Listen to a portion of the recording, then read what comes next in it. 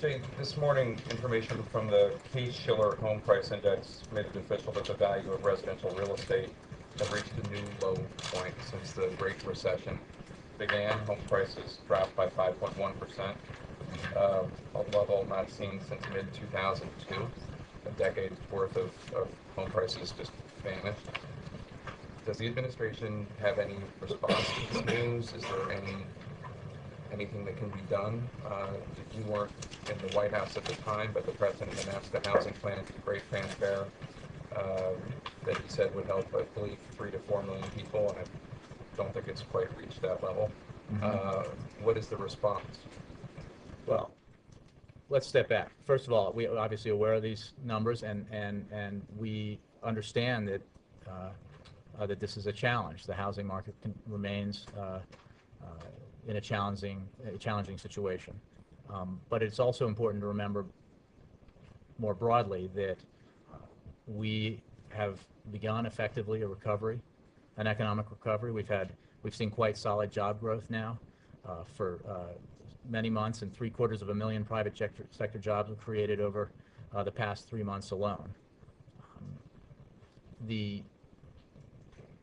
Restoring health in the housing market after its dramatic collapse was never going to be easy. We've taken a lot of measures, some of which you've just mentioned, to mitigate the impact of that, especially on foreclosures.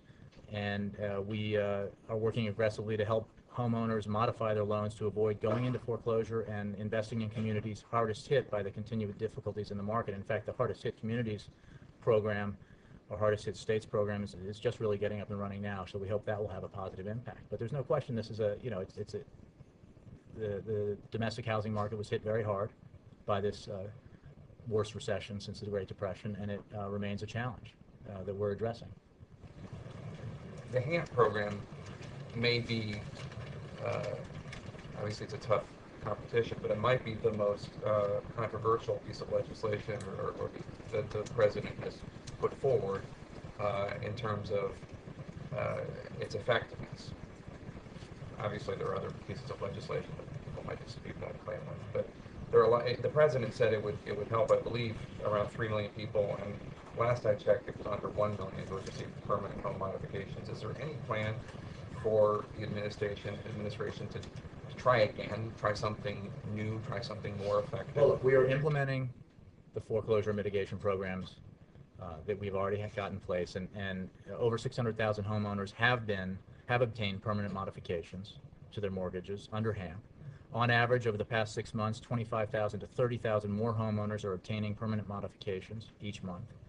And so far, nearly 1.5 million families have received HAMP trial modifications. That falls short of the president's goal. And more work needs to be done. There's no question. That's why we're continuing implementation of the program. And look, one of the things that will help the housing market is continued economic growth and continued job creation, because clearly people with jobs, people with solid incomes, a growing economy, all of those things will help improve the housing market in the long term. And we continue to work on this every day. This is the focus that this president has, and it's why he, going back to Ben's question about the commerce sector, I mean, one of the reasons why he picked John Bryson is because he feels like he understands and will be able to help the economic team focus on doing things that will continue job growth, continue economic growth, increase our competitiveness, increase our exports, all with, the big goal there, which is job growth and job creation and economic growth for the long term in this very competitive economic environment.